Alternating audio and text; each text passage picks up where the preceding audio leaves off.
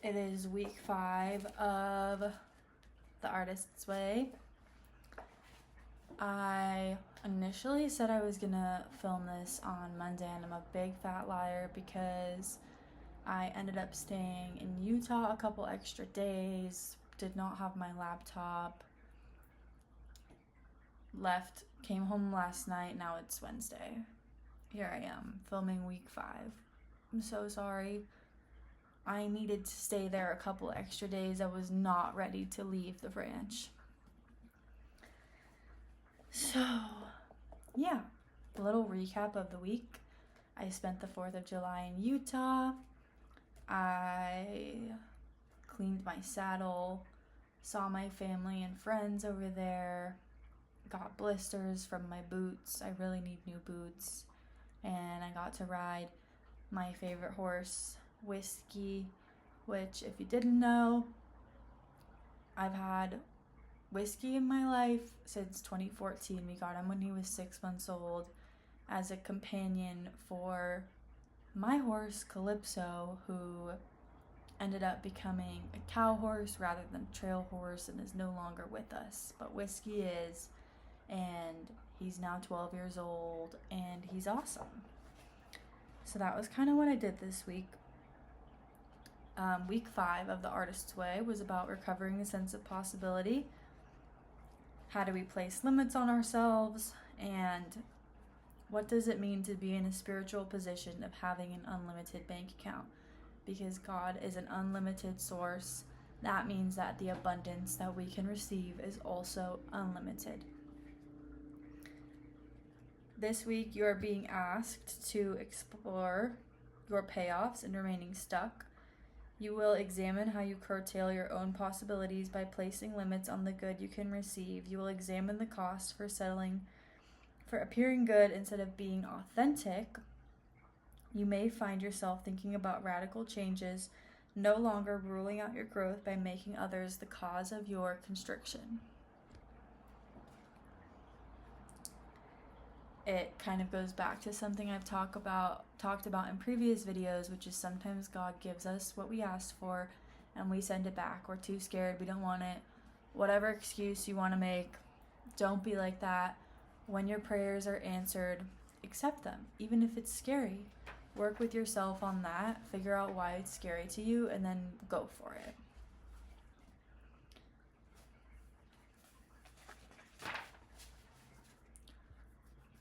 Making sure my laptop doesn't shut off, because I already filmed this once and my laptop shut down. The footage is no longer with us, RIP, so I need to keep adjusting the mouse. Anyway, my favorite quote from the book this week was, "Pray to catch the bus and then run as fast as you can. If you think you're behind, if you think you're not on time, pray for it, obviously, but you also need to put in the work.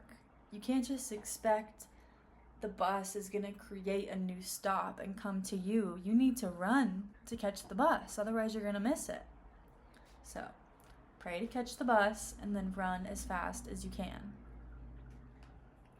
I love that. I've been telling myself that all week because God and the universe can only do so much for you. If you're not willing to help yourself, nothing is going to happen. It's a conscious partnership that happens slowly and gradually. So, it's also cool because everyone has equal access to Source, to God, to a higher power, and it is unlimited in supply. So no one's like better than anyone. No one's more like blessed than anyone. We're all the same. We're all human. We all, pray to the same source, whether we know it or not. At least that's my belief. And it's equal. Nobody's better than anyone else. Also, receiving God's good is an act of worship. So be open to receiving, be open to believing that the universe is good and has your back, and more blessings will come your way.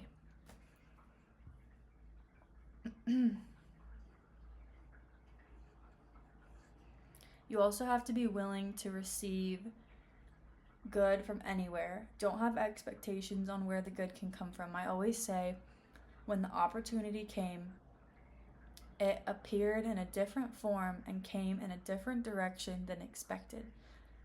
And I feel like my whole life that's been true. I have an idea of how I want things to go, and it does not go that way. It goes like plan C, and you have to be open to that. Like, don't be rigid in your expectations.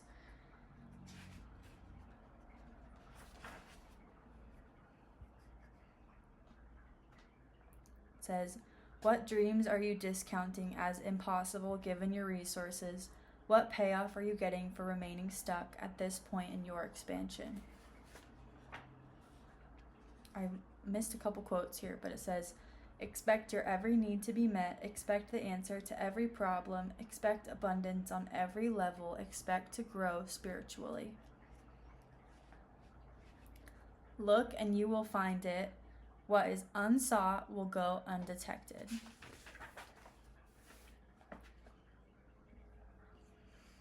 Learn to become less rigid. Say yes maybe when you normally would have said no, and just see what happens.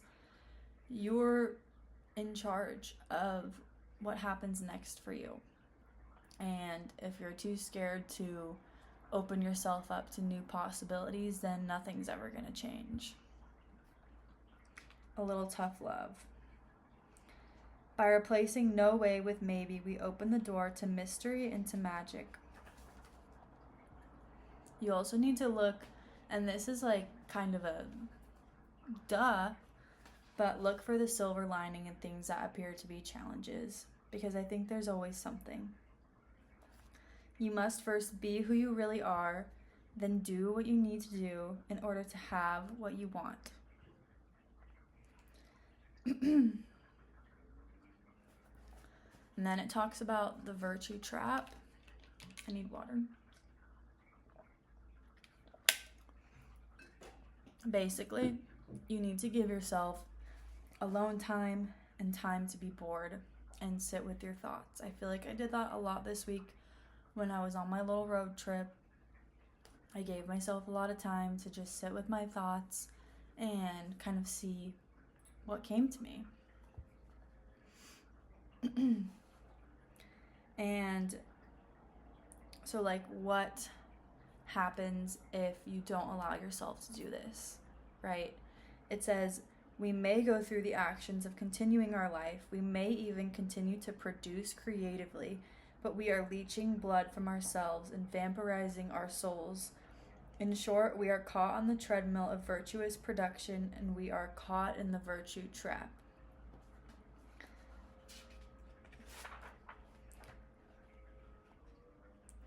It says, we are traditionally rather proud of ourselves for having slipped creative work in there between the domestic chores and obligations. I'm not sure we deserve such big A pluses for that.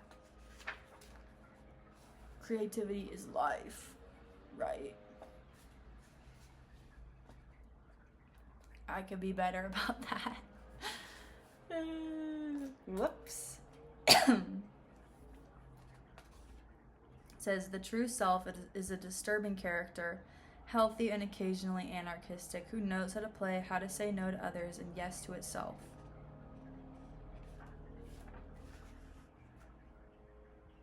And then we move into some exercises for the week. So the first is, what would I try if it weren't too crazy? It says things like skydiving, belly dancing, getting your poems published, buying a drum set. And then it says, what would I do if it weren't too selfish? And yes, you're supposed to make a list of your own personal things. It says, sign up for scuba lessons,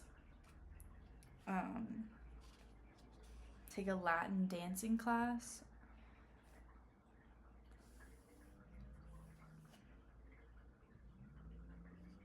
Okay, sorry, I'm getting sidetracked. So yeah, just write down, what would you do if it weren't too crazy? What would you do if it weren't too selfish? It's okay if there's overlap One is like more general ideas, and the first one, the second, is kind of more how you can put that into action. And then it gives the virtue trap quiz. I'm going to run through it speed round. The biggest lack in my life is blank. The greatest joy in my life is blank. My largest time commitment is blank. As I play more, I work blank. I feel guilty that I am blank. I worry that blank. If my dreams come true, my family will blank. I sabotage myself so people will blank. If I let myself feel it, I'm angry that I blank. One reason I get sad sometimes is blank. Does your life serve you or only others? Are you self-destructive? That's the virtue trap quiz.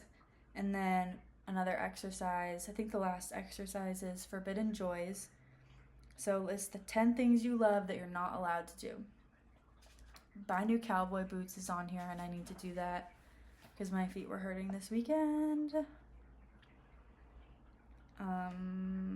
And then, okay, one more exercise. Wish list. Write 18 wishes, and the 19th, write, I most especially wish blank.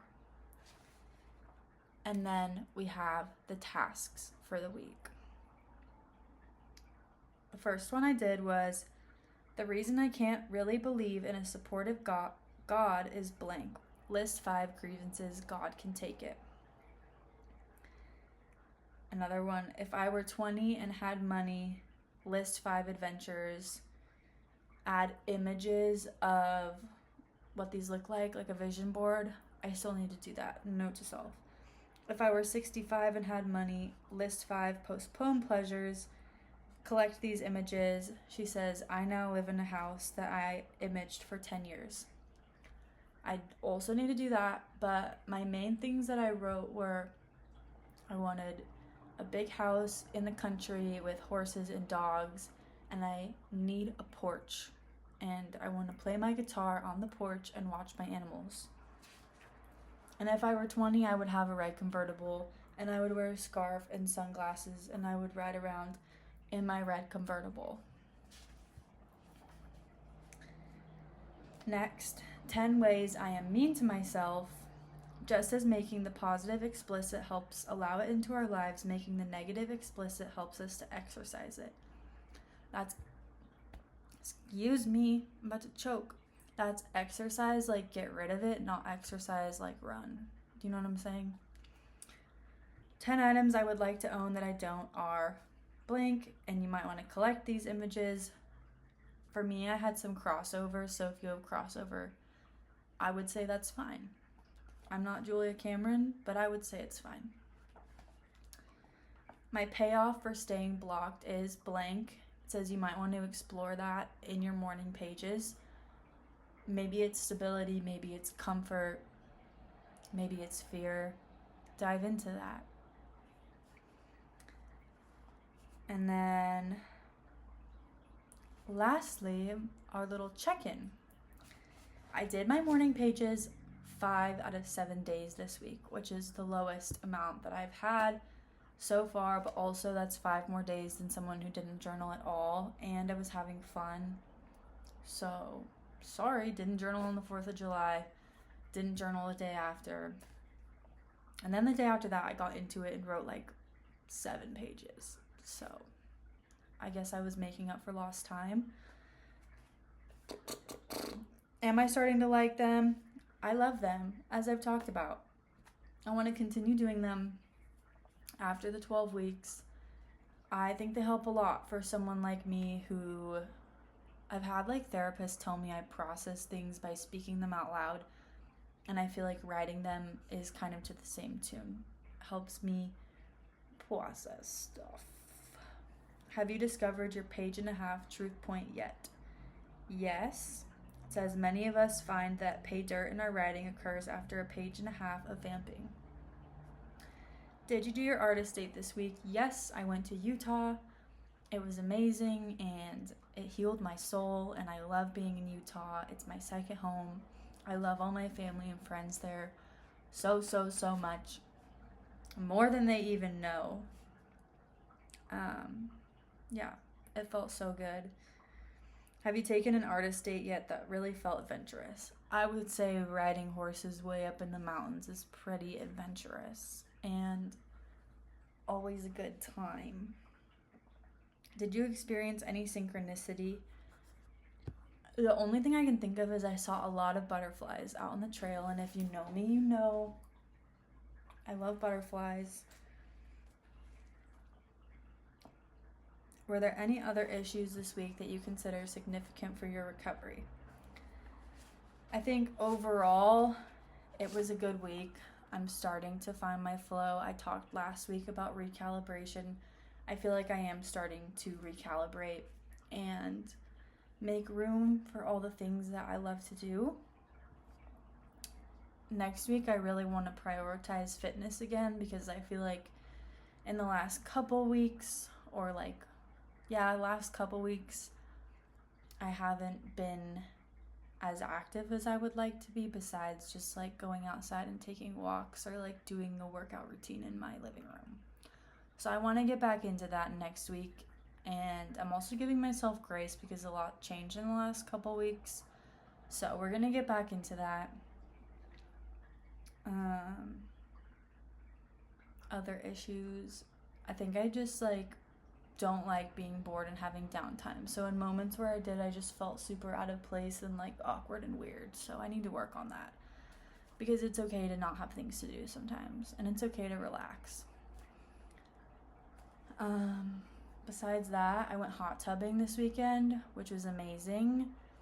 My aunt made her famous margaritas, also amazing. And I have a bunch of packages that came in for Miss Idaho Prep. So I'm going to be, I think, posting a haul on TikTok, perhaps, of everything that I got to prep. So I'm knee deep in prep work right now. And I am working on a new song. That's something else I'm really excited about, is I'll be having a strategy session next week with a company that reached out to me about my music. So just kind of getting some clarity on where I'm at, where I'm going, where I'm headed, coming up with a bit of a plan. And I am really excited about this. I think it'll be really helpful whether or not I decide to work with them. I think it'll still be just good to have that conversation, and who knows, it could end up being a really good partnership. So we shall see. I was excited when they reached out. That was pretty much it for week 5, recovering a sense of possibility. I'm really excited to just start taking the things that I'm passionate about more seriously, and really just saying it with my chest. This is what I'm doing. This is my plan. This is where I want to go. I think that I can be, or in the past, I've tended to be a little bit more shy or quiet about those things, but I'm over it. I'm ready to yap, and secrets are for losers. So yeah. Week 6 is recovering a sense of abundance. I'm already about halfway through, but it's pretty much all about money, and I think that'll be a really interesting discussion for next week. So until then, have a great week, or if you're watching this in a series, enjoy the next video. But until next time.